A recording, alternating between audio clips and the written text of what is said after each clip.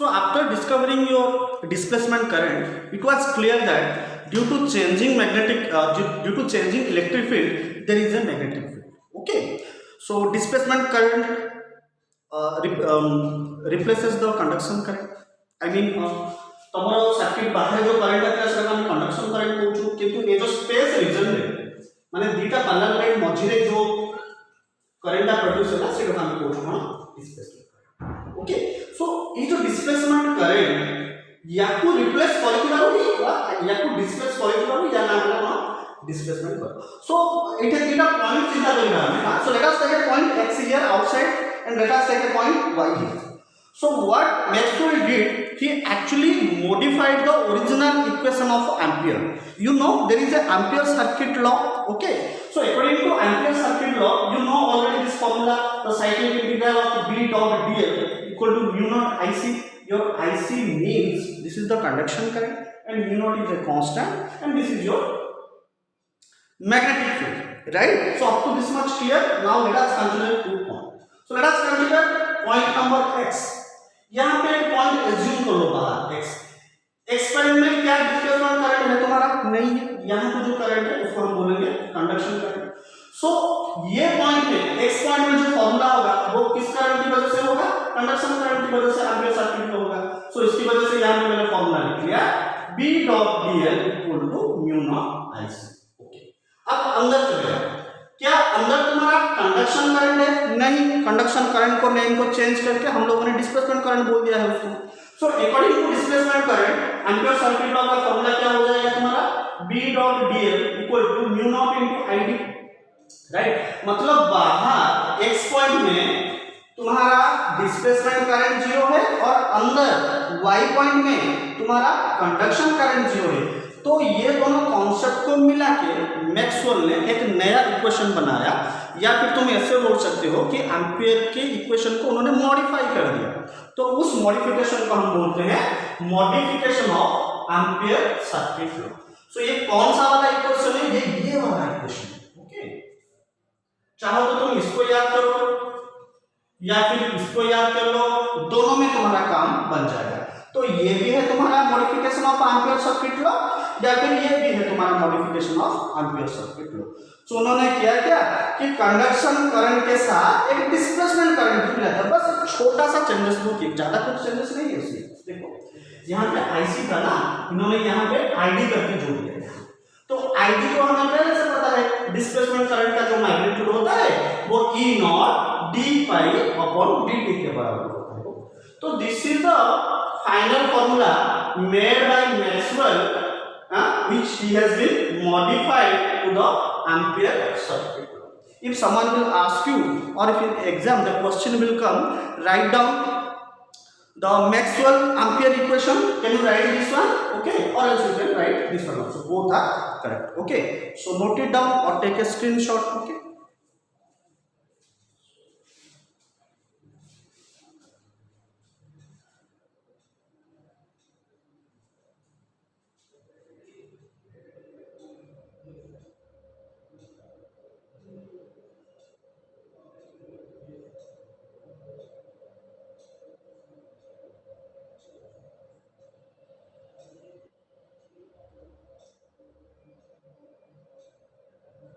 चलो, नेक्स्ट हमारा टॉपिक है प्रॉपर्टी ऑफ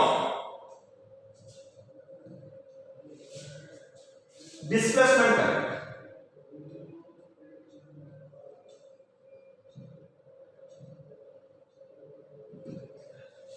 ये कुछ हाइलाइटेड पॉइंट है जो हम लिखेंगे. Displacement current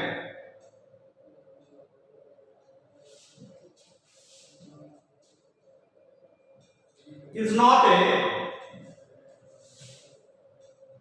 conventional current.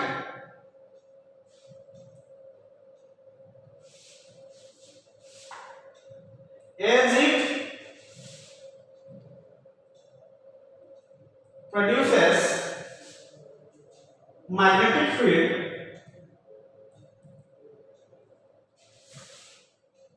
so its name likewise. क्योंकि ये मैग्नेटिक फील्ड प्रोड्यूस करता है, इसलिए इसको हम बोलते हैं डिस्प्लेसमेंट करंट। लेकिन एक्चुअल में डिस्प्लेसमेंट करंट करके कोई चीज ही नहीं होता। ये कब होता है?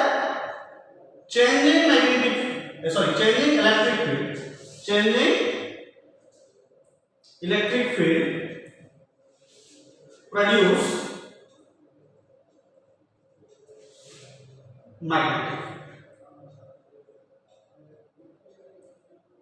इन परपेंडिकुलर डायरेक्शन। ये पॉइंट मत भूलना कि जब भी कोई मैग्नेटिक फील्ड एग्जिस्ट होगा तो हमेशा इलेक्ट्रिक फील्ड को परपेंडिकुलर। चलो इसका स्क्रीनशॉट ले लो, नेक्स्ट पॉइंट लिखेंगे।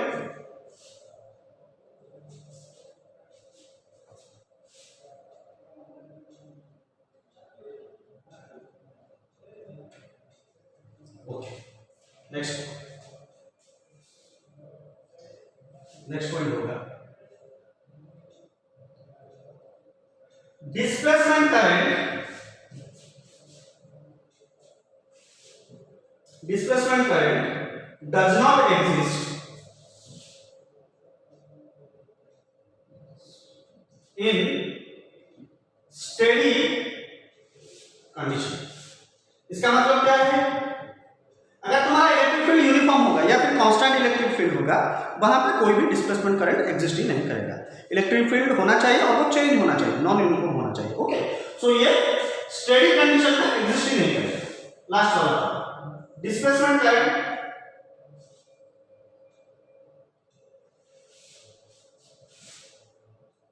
एंड कंडक्शन करंट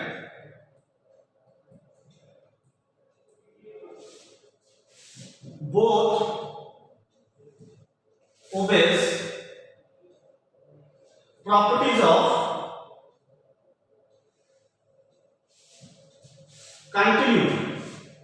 इसका मतलब क्या है? मैंने एक लाइन लिखा था, क्या तुम्हें याद है कि तुम्हारा जो कंडक्शन करंट है वो डिस्प्लेसमेंट करंट के बराबर है, तो ये पॉइंट का मीनिंग वो है। चलो इसको नोट करो या फिर स्क्रीनशॉट ले लो।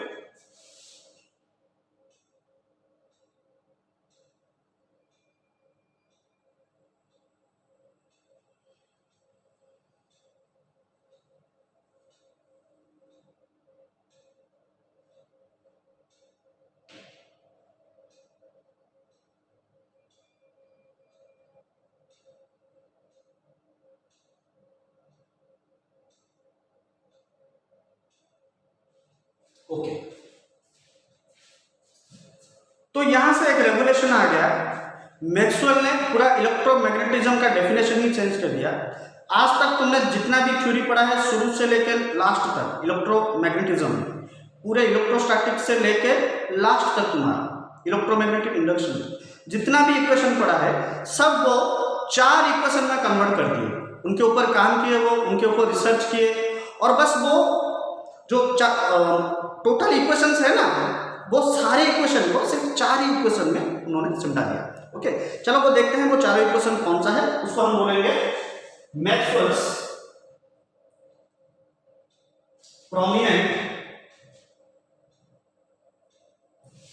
4 इक्वेशंस। तो सवाल यह है, क्या ये मैक्सवेल ने बनाया है? नहीं, मैक्सवेल ने वो इक्वेशन के ऊपर रिसर्च की और उसको अपनी तरह से रिप्रेजेंट किया। वो तो इक्वेशन ऑलरेडी बन चुका था, उनके ऊपर रिसर्च किए, फिर उनको मिलाए और बाद में 4 इक्वेशन बना दिए। तो वो 4 इक्वेशन लिखते हैं यहाँ पे। पहला वाला इक्वेशन है तुम्हारा E डॉट dA, ये तो तुम्हें पता है, Q inside upon epsilon not. कोई भी कोस सरफेस ले लो, ये तो गॉस लॉ यही बोलता है कि अंदर जितना भी चार्ज होगा उसको अगर एप्सिलॉन नॉट से डिवाइड करोगे तो उतना फ्लक्स वहां से निकलेगा। अच्छा, तो इस बारे में क्या ख्याल है मैग्नेटिक फील्ड के बारे में? मैग्नेटिक फील्ड बोलता है कि क्लोज्ड सरफेस में कोई भी मैग्नेटिक फील्ड नहीं होगा, तो वो है तुम्हारा 0 के बराबर। फिर इक्वेशन नंबर 3 क्या बोलता है? इक्वेशन नंबर 3 बोलता है E डॉट dl किसकी वजह से? मैग्नेटिक फ्लक्स चेंज होने की वजह से, राइट। और जो चौथा वाला इक्वेशन है एम्पीयर सर्किट लॉ का इक्वेशन लिख लो, वो है तुम्हारा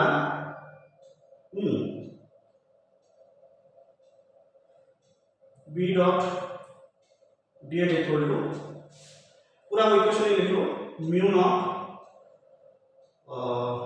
आई सी प्लस यहाँ पे epsilon naught D, electric field change होने की वजह से ये होता है।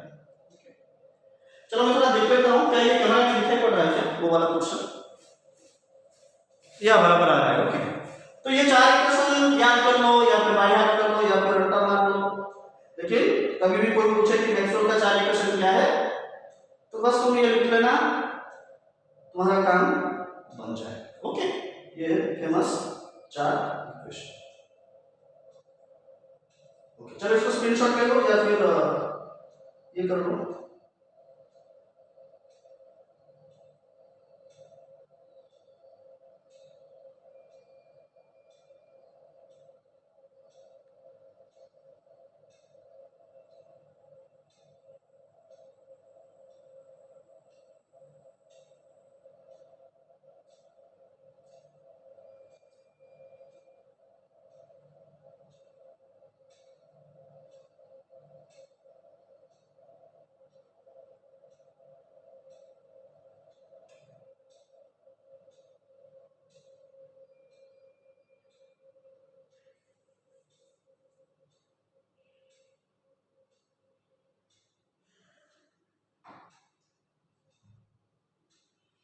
ओके, चलो कुछ वेव के बारे में आप पढ़ते हैं, जैसे कि पहले पढ़ेंगे ट्रैवलिंग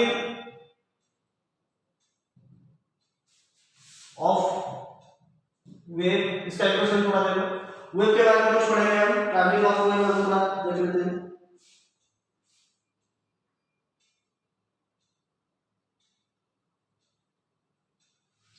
ओके, ये सब चीज तुम्हें फर्स्ट ईयर में पढ़ाया गया होगा। चलो देख लेते हैं, क्या तुम्हें पता है वेवलेंथ का सिंबल क्या है? लैम्डा। अगर तुम्हारे पास कोई भी वेव है मान लो, तो इसको ही तो तुम लैम्डा बोलते थे ना, क्या तुम्हें याद है? अच्छा, वेव नंबर का सिंबल याद है क्या? वेव नंबर को हम लोग बोलते थे के, और के का फॉर्मूला होता था 2 पाई अपॉन लैम्डा। चलो इसको थोड़ा नोट करो। अच्छा, यहाँ पे दो तीन चीज निकालेंगे, एक निकालेंगे टाइम पीरियड निकालेंगे, एक निकालेंगे फ्रीक्वेंसी, ओके, और एक एंगुलर फ्रीक्वेंसी भी निकालेंगे और स्पीड भी निकालेंगे।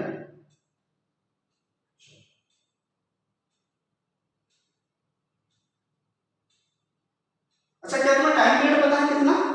तो सबको पता होना चाहिए।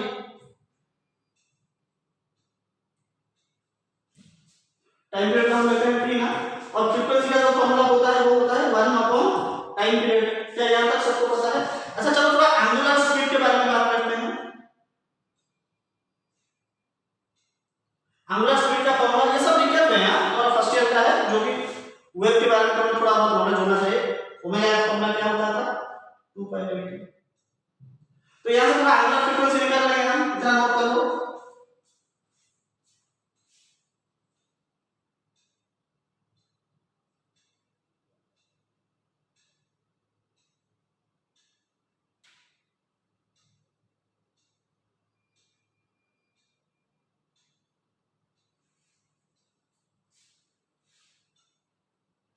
तो एंगुलर फ्रीक्वेंसी तुम्हारा क्या हो जाएगा?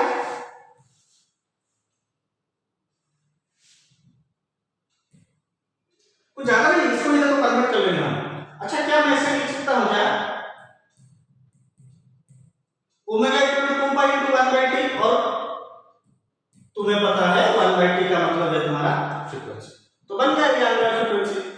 ओके, तो चलो इसका हम नोट कर लो। फिर इसका स्पीड भी देख लेंगे, क्या v भी निकाल लेंगे यहां से, तो भी काम बन जाएगा तुम्हारा। देख लो। अच्छा, v क्या है फॉर्मूला? स्पीड है, ये सिर्फ लीनियर स्पीड है, ये एंगुलर स्पीड नहीं है। v वो होता है ओमेगा अपॉन के, मतलब एंगुलर फ्रीक्वेंसी से तुम k डिवाइड कर लो ना, तुम्हारा आ जाएगा स्पीड। एंगुलर फ्रीक्वेंसी कितना आया? 2 पाई f(i), और तुम्हें ये k ऑलरेडी पता है कितना? 2 पाई अपॉन लैम्डा। तो 2 पाई से 2 पाई कैंसिल हो गया, तो यहां पे तुम्हारा बच गया v equal to f into lambda. क्या यहां से तुम कुछ भी कर सकते हो? तुम्हें फ्रीक्वेंसी निकालना है तो v इनटू लैम्डा करो। हां, ये क्वेश्चन को पूरा तुम तोड़ के अपना काम बना सकते हो। ये थोड़ा वेव के बारे में थोड़ा बता रहा था, वेव मतलब वेव का इक्वेशन कैसा होता है।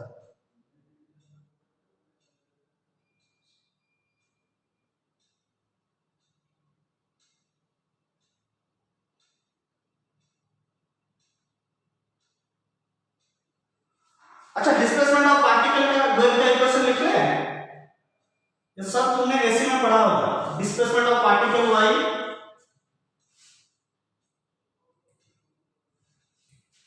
क्या इक्वेशन पता है, y equal to a sin omega t plus kx, ये वेव का इक्वेशन है। a का मतलब है एम्पलीट्यूड, ये को हम बोलते हैं फेज डिफरेंस। ओके, ये वाला जो टर्म है तुम्हारा omega T plus K x, उसको हम बोलते हैं फेज डिफरेंस। ये एसी का इक्वेशन है तुम्हारा। एसी है क्या, एक्चुअली तुम्हारा अल्टरनेटिव करंट क्या है, वो वेव है। तो कोई तुम्हें पूछेगा वेव के इक्वेशन लिखो, तो हमेशा लिख लेना y equal to a sin omega T plus K X. Okay, और दूसरा चीज ये है कि ये चीज हमने तुम्हें वेव ऑप्टिक्स में भी समझाया है, y equal to a sin omega T plus K X. तो ये थोड़ा सा इक्वेशन थोड़ा नोट कर लो या फिर स्क्रीनशॉट ले लो।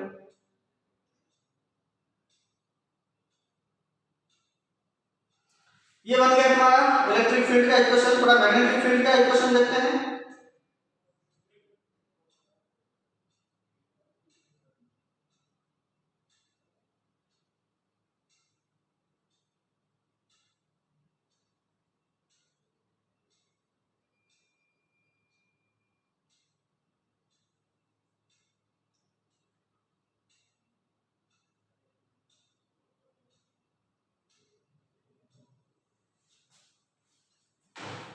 सिर्फ तुम्हें रिकॉल करा रहा हूं क्योंकि ये सब चीज तुम पढ़ चुके हो। सो मैग्नेटिक फील्ड का इक्वेशन लिख लो।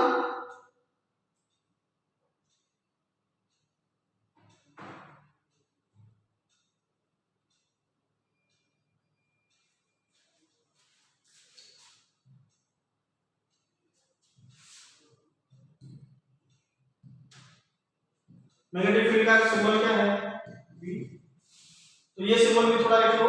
B इक्वल टू तुम्हें पता होगा B नॉट साइन, इसका एक बड़ा सा इक्वेशन है ना, यहां से 2 pi into x upon lambda minus t upon t। ये हो गया तुम्हारा मैग्नेटिक फील्ड का इक्वेशन। चलो, टाइम के रेस्पेक्ट में और मैग्नेटिक फील्ड में ये वाला मैग्नेटिक वेव।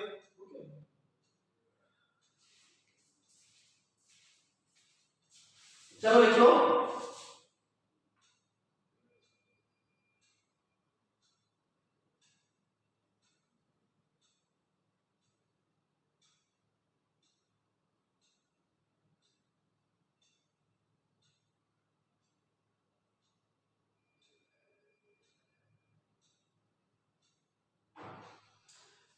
चलो अभी डिस्कशन करते हैं कि वेव जनरेट कैसे होता है। हाउ EMW प्रोड्यूस, उसका जनरेशन क्या है। एक्चुअली ये पीजी लेवल का टॉपिक है, मैं थोड़ा ट्राई करूंगा यहां पे समझाने को। मैं लूंगा एलसी सर्किट।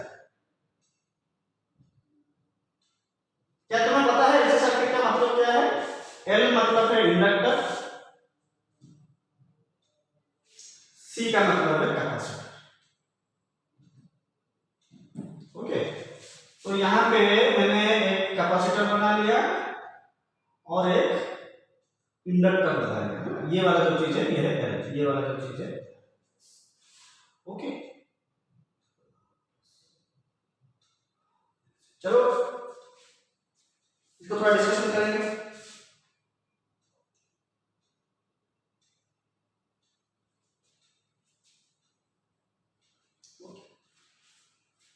चलो, अच्छा ये ऐसा एक सर्किट है तुम्हारा, यहां पर स्विच मैंने लगा दिया।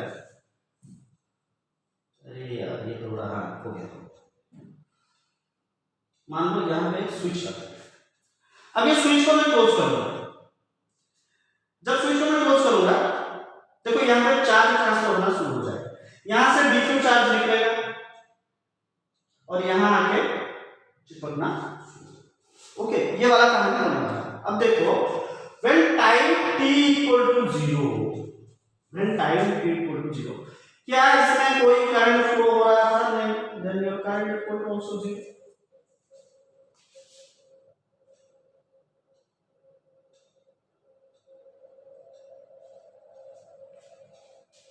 ओके, ये पहला वाला कंडीशन है। तो कुछ बार तो हो गया, मान के चलो dt टाइम हो गया। चलो यहां पे फिर से ड्राइंग करते हैं दूसरा वाला है।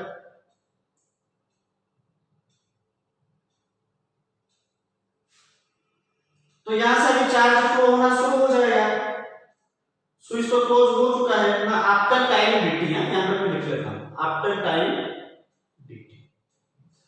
तो यहां चार्ज चलना ऑलरेडी शुरू हो गया होगा और करंट बन जाएगा तुम्हारा I equal to growing. Current अभी बढ़ रहा है क्योंकि चार्ज फ्लो हो रहा है, मतलब आहिस्ता आहिस्ता तुम्हारा करंट फ्लो होगा। ये पहला वाला कंडीशन है, ये दूसरा वाला कंडीशन है। चलो इसको नोट करो।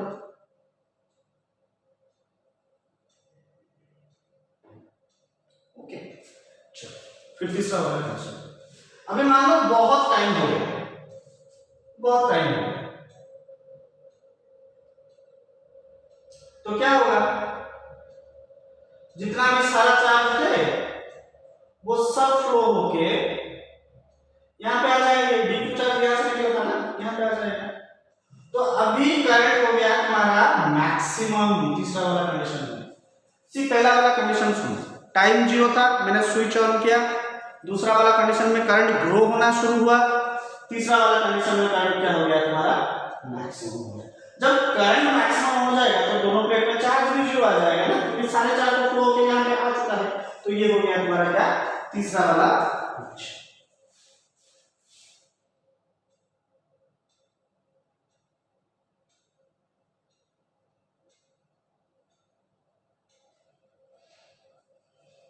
ओके, तो यहां पे कभी तुमने ध्यान दिया हमने इंडक्टर क्यों ले रहे हैं? इलेक्ट्रोमैग्नेटिक इंडक्शन में तुम्हें पढ़ाया होगा कि इंडक्टर का काम होता है जो हो रहा है उसको अपोज करो, जो हो रहा है उसको तुम अपोज करो।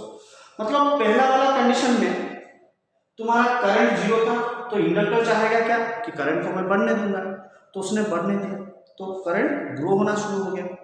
ओके, फिर यहां पे आके तीसरा वाला कंडीशन में देखो करंट मैक्सिमम हो चुका है, लेकिन इंडक्टर को यह बात डाइजेस्ट नहीं होगा। वो चाहेगा क्या कि वापस में करंट को कम करूंगा, मतलब चार्ज इस तरफ से फ्लो करना शुरू कर देगा। तो जो चौथा वाला तुम्हारा कंडीशन होगा वापस ये रिवर्स हो जाएगा। मतलब ये है तुम्हारा इंडक्टर, अभी यहां पे चार्ज 0 था, यहां पे चार्ज 0 था, यहां से V2 फ्लो होना शुरू होगा और यहां आना शुरू हो जाएगा। तो ये वाला मैक्सिमम था ना, यहां पे करंट क्या करेगा पता है, करंट घटना शुरू होगा, जिसको हम बोलेंगे करंट क्या करेगा, डीके करेगा।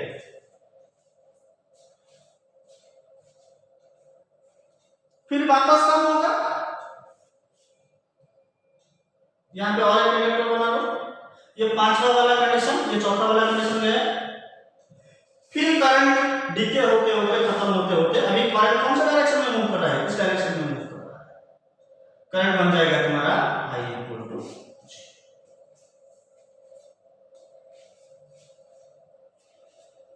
तो इंडक्टर का ऐसा नहीं चाहेगा, इंडक्टर को लगेगा कि नहीं उसको अपोज करना चाहिए, तो वो अभी अपोज करेगा। तो वापस क्या करेगा, करंट को बढ़ाना शुरू कर देगा। देखो बड़ा मजेदार कहानी चल रहा है, जो भी हो रहा है ये इंडक्टर ना उसको अपोज ही कर रहा है।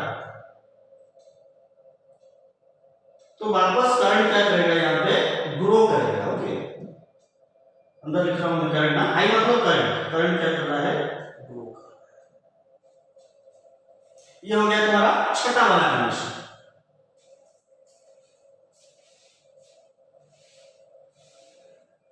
तो बहुत टाइम फिर से बीत गया, अब तो करंट फिर से मैक्सिमम होने वाला है, लेकिन ऑपोजिट डायरेक्शन में, राइट। ओके, तो करंट इस डायरेक्शन में फ्लो हो रहा है। अभी बहुत टाइम बीत चुका है, अभी करंट फिर से हो गया मैक्सिमम। ये सातवां वाला कंडीशन।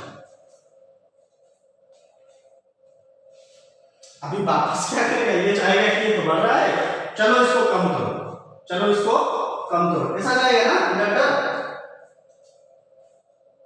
तो वो क्या करना शुरू कर देगा, वापस डीके करना शुरू कर देगा। अभी क्या करेगा वो, करंट को, सॉरी डायरेक्शन,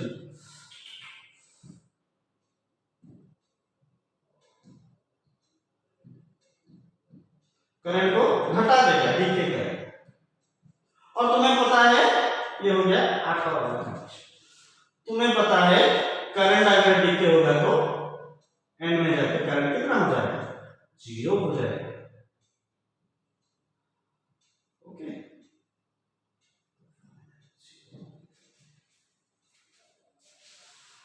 क्या तुम्हें कुछ दिख रहा है यहाँ पे? अगर तुम ध्यान दोगे, ये तो रिकॉर्डिंग वीडियो है, तुम जब ये देखोगे तो पॉज करके पीछे जाके थोड़ा देखना। ओके, 1 से लेकर कंटिन्यू 9 तक देखना। 1 का कंडीशन जैसा था पहले हम जब ये सर्किट शुरू किए थे, वहां पे करंट 0 था। 9 था, जो 9 वाला कंडीशन है ना तुम्हारा, 9 वाला सर्किट जो है उसमें भी तुम्हारा देखो तुम्हारा करंट 0 बन चुका है। मतलब पहला कंडीशन में वापस जाके ये लास्ट कंडीशन तुम्हारा रिस्टोर हो गया।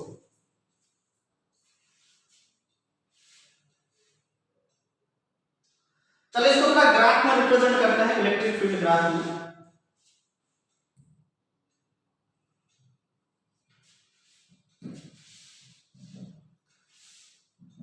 तो पहले इलेक्ट्रिक फील्ड मैक्सिमम था, अगर तुम्हें याद होगा करंट 0 था लेकिन फुल चार्ज था, तो यहां से मैक्सिमम हुआ, फिर वापस घटते घटते घटते घटते टाइम ऐसा आया इलेक्ट्रिक फील्ड 0 हो गया, फिर वापस अपोजिट डायरेक्शन में वो बढ़ता गया बढ़ता गया बढ़ता गया बढ़ता गया, वापस 0 हो गया, फिर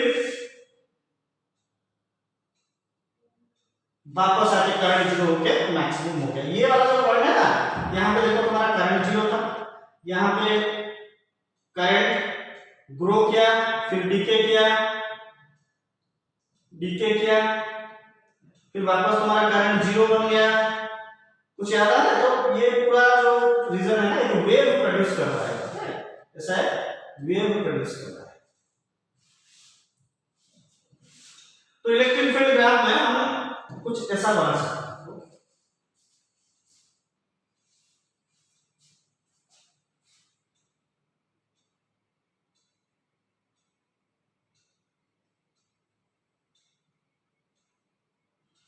ओके, तो ये जो एलसी सर्किट है ना, उसको हम बोलते हैं क्या पता है, ऑसिलेटिंग चार्ज। मतलब तुम्हारा चार्ज जो है ना वो ऑसिलेटिंग कर रहा है, ऑसिलेटिंग चार्ज ऑसिलेट कर रहा है, कभी मिनिमम हो रहा है कभी मैक्सिमम हो रहा है, 0 से मिनिमम मैक्सिमम ना, मैक्सिमम 0 मिनिमम 0 मैक्सिमम, हाँ ऐसे वो ऑसिलेट कर रहा है चार्ज, सिंपल पेंडुलम की तरह वो ऑसिलेट कर रहा है। तो उसको हम बोलेंगे ऑसिलेटिंग चार्ज।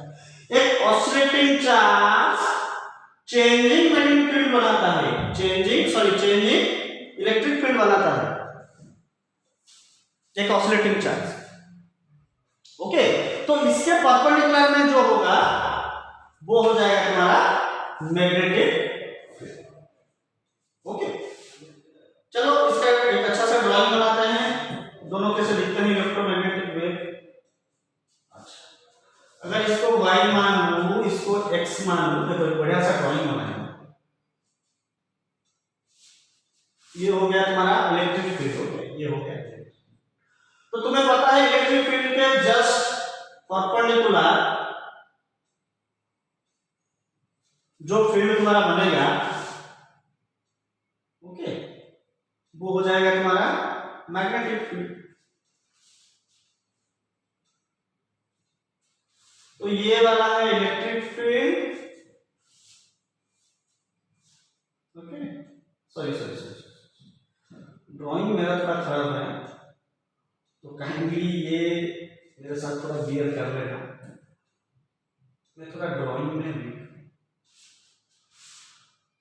ओहो फिर से गलत हो गया यार। ओके,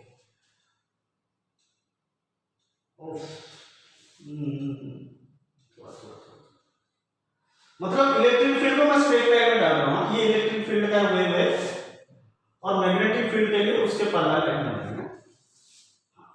तो ये है हमारा मैग्नेटिक फील्ड, ये वाला जो एरिया है ना, ये है तुम्हारा मैग्नेटिक, ये है तुम्हारा।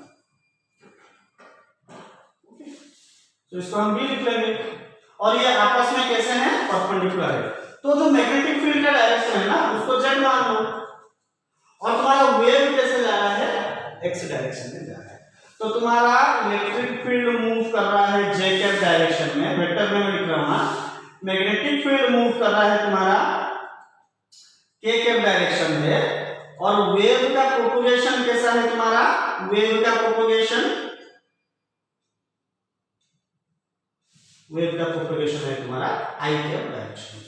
मतलब तुम्हारा इलेक्ट्रिक फील्ड अगर वाई डायरेक्शन में है तो जेड डायरेक्शन में तुम्हारा मैग्नेटिक फील्ड होगा, और ये दोनों मिला के अभी एक वेव बन चुके हैं, ये वेव जा रहा है अभी एक्स डायरेक्शन में। तो वेक्टर में कैसे लिखोगे, एक्स को लिखोगे आई कैप, वाई को लिखोगे जे कैप, और जेड को लिखोगे के कैप। ओके, तो ये बन गया तुम्हारा इलेक्ट्रोमैग्नेटिक वेव।